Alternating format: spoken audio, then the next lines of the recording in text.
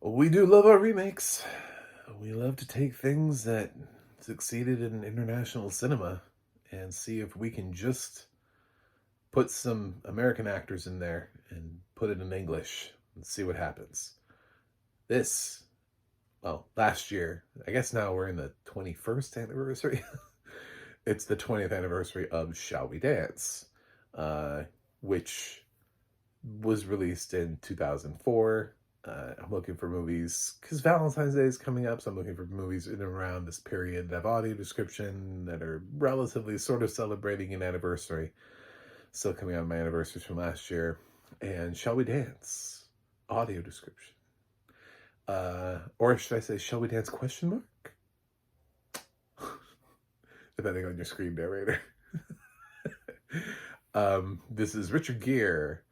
Oh God, Richard Gere, Jennifer Lopez, Susan Sarandon, Stanley Tucci, Lisa Ann Walters, Bobby Cannavale, um, Richard Jenkins, Nick Cannon. Totally forgot he was in here. Eugene Bird. Um, yeah, it's a cast, man. It's like full of people, and it's mainly about Gere, who's this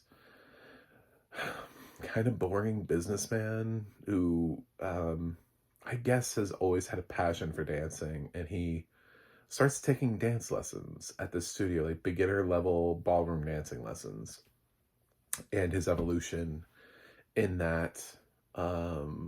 And then his wife, played by Susan Sarandon, picks up on the dancing and picks up on a smell, and it's like, why does he smell like potpourri? You know, when he comes in, she thinks he's having an affair, so she hires a private investigator played by Richard Jenkins, who has a sidekick played by Nick Cannon for I don't know why, really don't know why. Don't Richard Jenkins and Nick Cannon feel like the weirdest duo ever? Like, put those two together and you're like, why are these two in what what is this? I also love that Richard Jenkins is playing a character called Divine, which sounds cool when it's Clarence Macklin's nickname, but when it's Richard Jenkins's, it just feels like the role was meant for someone else. We have a character called Divine. What are we thinking here? I don't know. I think that Richard Jenkins, though, he looks like he could play somebody named Divine.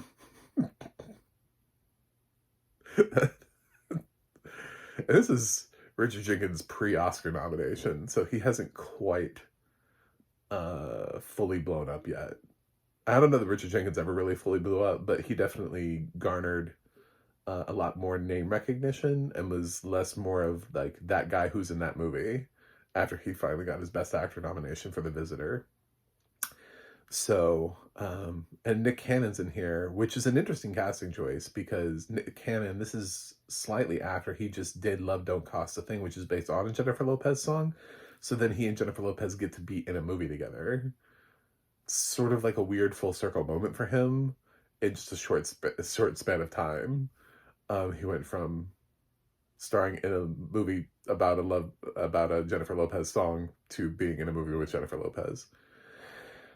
This is also before he started propagating the earth. So I just don't know why he's here.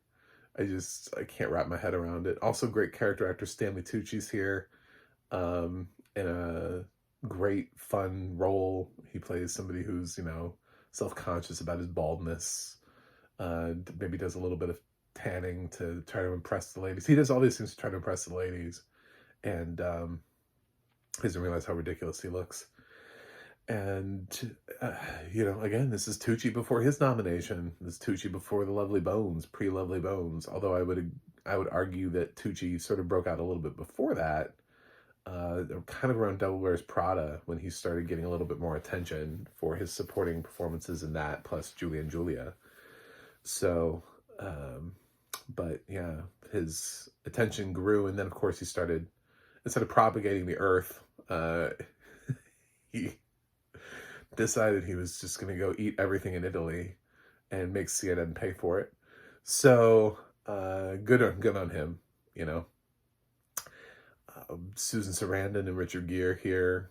They've been in movies since this together. They were in a movie, if I could think of the name of it, it had Gere, it had Diane Keaton, it had Susan Sarandon, and it had, who was the other guy? It wasn't very good. You don't need to see it, but it was interesting because it was directed um, it was sort of the directorial debut of the guy that brought us Boy Meets World many years ago, who produced Boy Meets World, Greg Daniels. So, an interesting just turn of events. And of course, Gere looks like he would be great on a ballroom floor. I'm sure he was cast because this isn't too far after Chicago. So somebody probably looked at Chicago and was like, oh, guy's a good dancer. We're doing a dance movie. So everything makes sense. And of course, Jennifer Lopez was a dancer. She was a fly girl. So her being a dance instructor makes complete and total sense here. It gives her a little bit of dramatic work, but considering this is 2004 and up to this point, she's already done like Selena and Out of Sight. I mean, she's already done dramatic work prior to this enough. Angel Eyes, you know what I'm saying? Like this kind of feels like a weak role for her. I mean, it's a role that makes sense for her to be a dance instructor, but at the same time, there's really nothing to this role. I mean, she's so underwritten here. It's sad. So I have seen Shall We Dance before. I watched it now with audio description. I think the audio description was really good because it does a great job of navigating the dances, the costumes that they wear. Lisa Ann Walters, I forgot she was in this. She's like a force, man. She really made the movie for me on a rewatch. Now that I know Lisa Ann Walters from Abbott Elementary, I was so like tuned into her performance and her comedic timing, and she's great in this. This wasn't the first thing I would have seen her in, but yeah, another one of those things where it's like, yeah, it's a character actress, because in 2004 she was recognized for just like little parts and things like the Parent Trap movie, but she yeah, she's great here. She's really fun, and it's a little bit of what she does in Abbott Elementary, so you can see that Abbott Elementary was kind of typecasting for her. I just don't know why Nick Cannon's here. I can't put my finger on that. He serves no purpose. You don't need, the private eye doesn't need, like, a sidekick. And Jennifer Lopez. Bobby Cannavale is just like another dancer at the studio. This character's not evolved well enough. Really, Tucci is the only one. Tucci and Lisa Ann Walter are the ones that are, of the people, other amateurs at the dance studio, actually sort of have characters. Everybody else just sort of kind of there. They have like, I'm here to do this. Great. We'll come back to you when you achieve that thing. It's fine. I think this is a nice watch. It's a very simple watch. You kind of know where it's headed. Of course, Susan Sarandon's going to find out. I love that she finds out at first, and then that her husband isn't cheating, and she's just like okay with it. She's like, okay, well, whatever he's doing, as long as he's not cheating, I don't really care. Like, let him do it. And then like Richard Jenkins tries to like blow up her life by inviting her to come see him dance, and like that's the big twist. And I'm like, weren't you just chill with it before? Like, you were just chill, and now you're like shocked because, so like the big climax of the movie is that, and it kind of takes away a little bit. This movie's very uneven, but it has some very lovely moments to it and some great acting. I think Richard Gere is solid the whole way through, doing exactly what he's supposed to be, which is sort of like an attractive man dancing. That's it. that's really what he's expected, and they gave him so many character actors around him that flesh out the story, that make it funnier, make it, like, give it more depth. But Gere just has to be that guy that walks in a room and looks really great in a tux, and you want to dance with him, because Lisa Ann is like the only female beginner in the class, so she just like dance with, in the competition, she dances with both Tucci and Gere. And you get an idea that, like, with Tucci, she's like, I'm doing this. But with Gere, it's like he makes her also, like, look better. Like, that kind of thing. So, yeah, I mean, he was never going to be nominated for this. This was never, I don't think anybody campaigned this. I hope not. Because this is not an Oscar movie. This is just something you can watch if you need something to watch that is perfectly acceptable. Critics aren't huge fans of it. It seems the Metacritic score is not great. IMDb score is not great, but I've also seen lower and worse. And even me, I'm like, yeah, rewatching it, I see some of the silliness and some of the endings and some of the, it's a little hokey at times, a little sappy, can get in there. Some of the things aren't written the best. But at the end of the movie, I was like, no, it felt good. It felt good.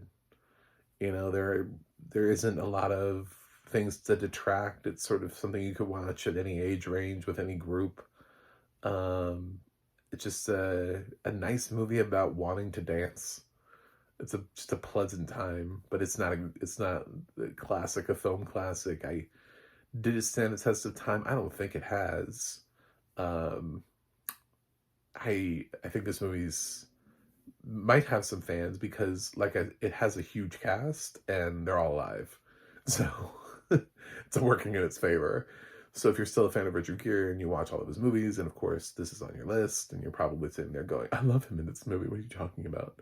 Same thing with it's in Sarandon, Jennifer Lopez. You know what I'm saying? I mean, these people, they're still big stars. So if you're enjoying their filmography, or if you're wanting to go back through and see everything Lisa Ann Walters did because you just found out about Elementary and you're like, oh, well, she was in movies? Oh, I should go back and watch that stuff. I would say definitely watch this for Lisa Ann Walters. I thought she was hilarious in this. I forgot she was in this. So, shall we dance? Yes? You shall? I mean, if you can find it with audio description, absolutely do it. So, I'm going to give Shall We Dance? Let's go with a B. I'm probably being generous, but I have a tendency to be generous to films that I can just put on and, like, it's not offensive and I can just kind of sit there and watch it and enjoy it. And at the end of the day, I could sit down, I could put on Shall We Dance and just be fine. If I had a bad day and Shall We Dance was on and I wanted to click on it and watch it, it would cheer me up. It would work in that direction. So somehow it has that effect. Like, I felt better after watching this movie. Even though I sat there and I was like, man, I would have made that choice. I would have made that choice. What is that? Why are we doing this? Like, I had all of those moments, but at the same time, when the movie was over, I felt good. And I think that's a huge factor in that oftentimes we forget about a movie is we go in as critics and we sit there and think like, oh, well, the story structure, it doesn't follow, and that doesn't make any sense. And they just contradicted themselves. And no, that's a bad.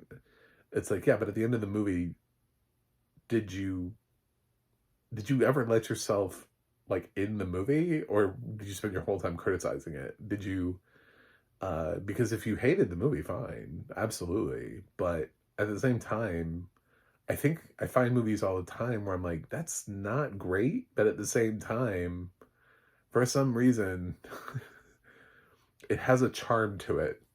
So I fully acknowledge that I think my grade for Shall We Dance is probably a little bit higher, but I also acknowledge the fact that it kind of charms me, and I'm not 100% sure why.